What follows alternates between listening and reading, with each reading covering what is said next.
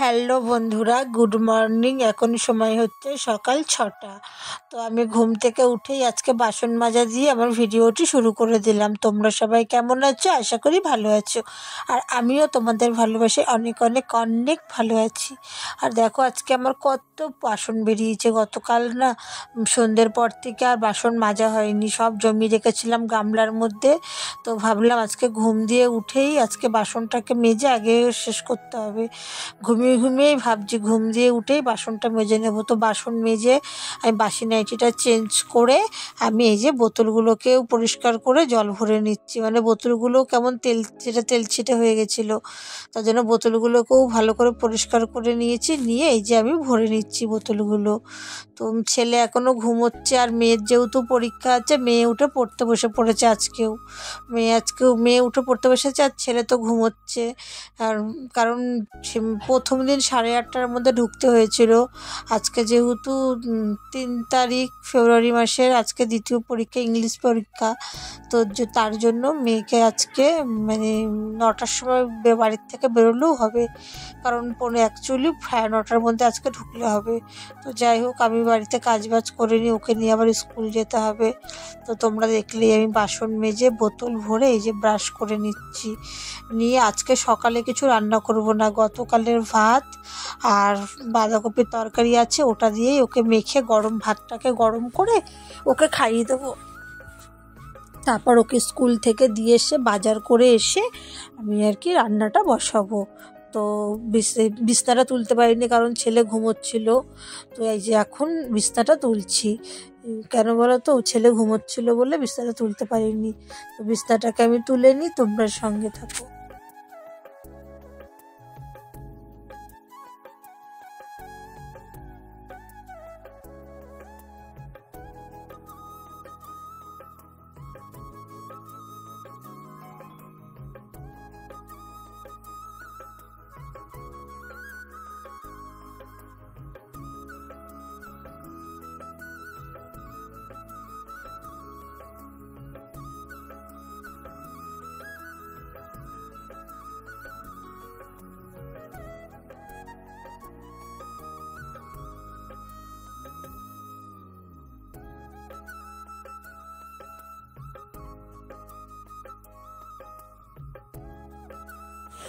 তো ফাইনালি আমি বিছনাটাকে গুছিয়ে নিলাম, আর এখন যাব মেয়ের নিয়ে স্কুলে। তো এই যে রেডি হয়ে বেরিয়ে পড়েছি।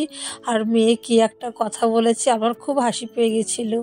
তো যাই হোক, মেয়েকে স্কুল তো দিয়ে বাড়ি চলে আসলাম। এসে এই যে আমি এখন রান্নাবান্নার মধ্যে ঢুকে পড়েছি। তো আজকে কুমড়ো ভাজবো আর বেসন দিয়ে বেগুন ভাজবো। বেগুন তো রোজই ভাজি, কিন্তু আজকে নুন হলুদ মাখিয়ে ওর উপরে একটু বেসন ছিটিয়ে দেবো। তো একে একে আমি কুমড়োগুলোকে ভেজে তুলে রেখে দিচ্ছি।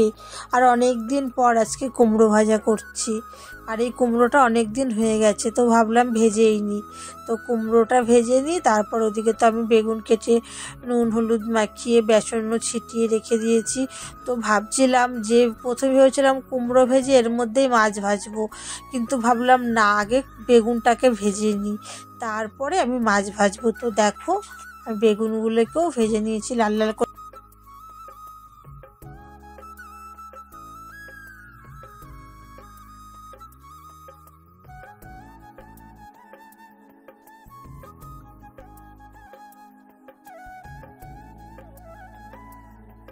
তো ফাইনালি আমার বেগুন ভাজা সব কমপ্লিট হয়ে গেছে। তো এবার আমি অন্য কড়াইতে তেল দিয়ে দিলাম, আর বেগুন ভাজার পরে না ওই তেলটা পুরো কালো হয়ে গেছে।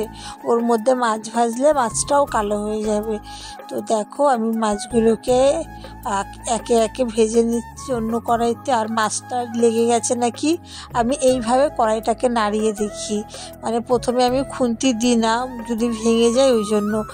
আর সাঁড়াশি দিয়ে কড়াইটা নাড়িয়ে যদি মাছটা নড়ে তাহলে ভাবি মাছটা আর কি কড়াইতে লাগেনি। তো তোমরা সঙ্গে থাকো, আমি মাছটা রান্না করে নিই। আর এদিকে আমার মাছ ভাজা পুরো কমপ্লিট হয়ে গেছে। দেখো একটা মাছের মাথা ভেঙে গেছে। তো যাই হোক, এই যে মাছ ভাজাটা এই দেখো পুরো কমপ্লিট করে নিয়েছি।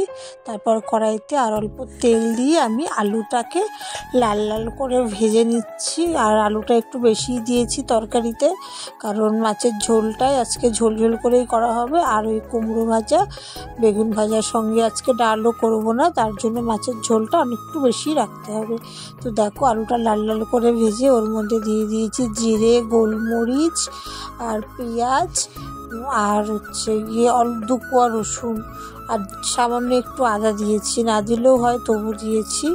আর এর মধ্যে দিয়ে দিলাম কাঁচা লঙ্কা আর টমেটো, আর না কাঁচা পেঁয়াজ দিয়ে দিলাম একটুখানি ছিল, ওটা ভেবেছিলাম আলুর সাথে ভাজবো, তো ভুলে গিয়েছিলাম বলে পরে দিয়ে ওটা দিয়ে ভেজে নিচ্ছি, মানে একটু ভালো করে কষিয়ে নিচ্ছি। বেশ সুন্দর করে কষানো হলে আমি মাছের ঝোলটাতে ঝোল দিয়ে দেবো আর কি, আলুটা ভালো করে কষানো হয়ে গেলে। তো আর কিছুক্ষণ নাড়াচাড়া করেই আমি জল দিয়ে দেবো, আর একটু বাকি আছে আমার মনে হলো। আর এদিকে অন্য গ্যাসে আমি ভাত বসিয়ে দিয়েছি, ভাতের হাঁড়ি উপর করবো, ভাত কমপ্লিট হয়ে গেছে। আর এদিকে দেখো মাছের যে ঝোলটা যেই দিয়ে দিয়েছি, জলটা যেই ফুটছে, আলুটা অনেক সেদ্ধ হয়ে গেছে। তারপর আমি মাছগুলোকে মাছের ঝোলের মধ্যে ছেড়ে দেবো, কারণ ভোলা মাছ না খুব তাড়াতাড়ি সেদ্ধ হয়ে যায়, আগে দিলে ভেঙে যেত, মাছ কিছু খুঁজে পেতাম না গোটা গোটা আর কি। তার জন্য নামানোর 5-10 মিনিট আগেই আমি ভোলা মাছগুলোকে এর মধ্যে দিয়ে দিলাম। তো দেখো মাছের ঝোলটা আমি এভাবেই রান্না করলাম। কেমন লাগলো অবশ্যই আমাকে কমেন্ট করে জানিও কিন্তু। আর এদিকে আমার মাছের ঝোল পুরোপুরি রেডি, এবার আমি ঢেলে নেব।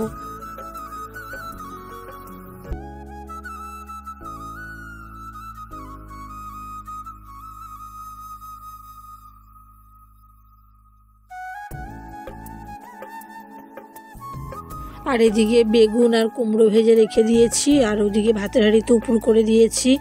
তারপরে আমার বাসনও মাজা হয়ে গেছে, 2-3টে বোতল খালি হয়েছিল, ওগুলোকেও ভরে নিয়েছি।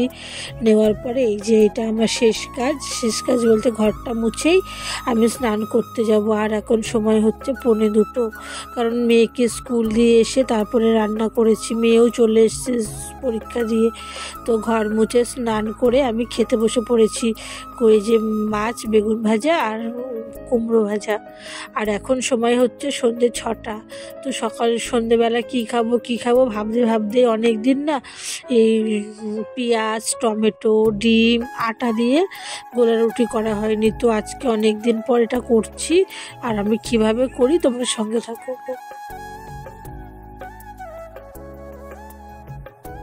তো আমি আটা দিয়ে দিলাম, আর তারপরে এর মধ্যে 2টো ডিম ভেঙে দেবো। ডিম তোমরা আরও বেশি দিতে পারো, আমার ঘরে যেহেতু 2টো ডিম আছে তার জন্য আমি 2টো ডিমই দিয়ে দিলাম। দিয়ে এবার আমি এটাকে ভালো করে মানে ম্যারিনেট করে নেবো আর কি, গোলা রুটি যেমন করে ওরকম ঝোল ঝোল করে মেখে নেব। তো দেখো আমি আরও একটা ডিম ভেঙে দিয়ে দিচ্ছি, আরও ডিম দিলে যত ডিম দেবে ভালো হবে। ধনেপাতা থাকলে ধনেপাতা দিতে পারো, আর গোলমরিচের গুঁড়োও দেওয়া যায়, ওগুলো আমার ঘরে ছিল না বলে আমি দিতে পারিনি। তো দেখো এটাকে এবার আমি ভালো করে নুন দিয়ে সামান্য একটু হলুদ দেবো, বেশি দেবো না, হলুদ দিলেও হয় না দিলেও হয়, আমি তাও দেবো অল্প। দিয়ে আমি এটাকে ভালো করে মেখে নেব, মেখে তারপরে তো আমি চাটুতে দিয়ে করব। তোমরা সঙ্গে থাকো।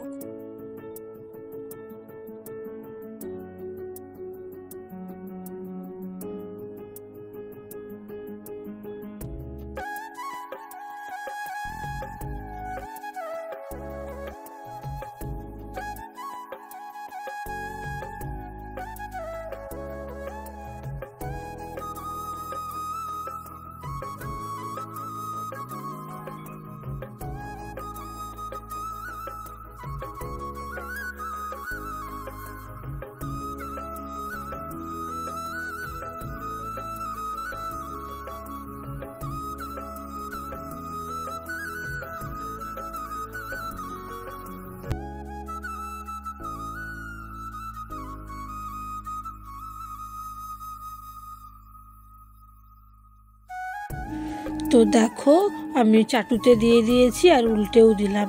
তো এইভাবেই আমি রুটিগুলোকে করে নিলাম, আর এখানে মেয়ে খাচ্ছে। আর ভিডিওটি বড় করব না, ভিডিওটি এখানেই শেষ করব। সকলেই ভালো থেকো, সুস্থ থেকো।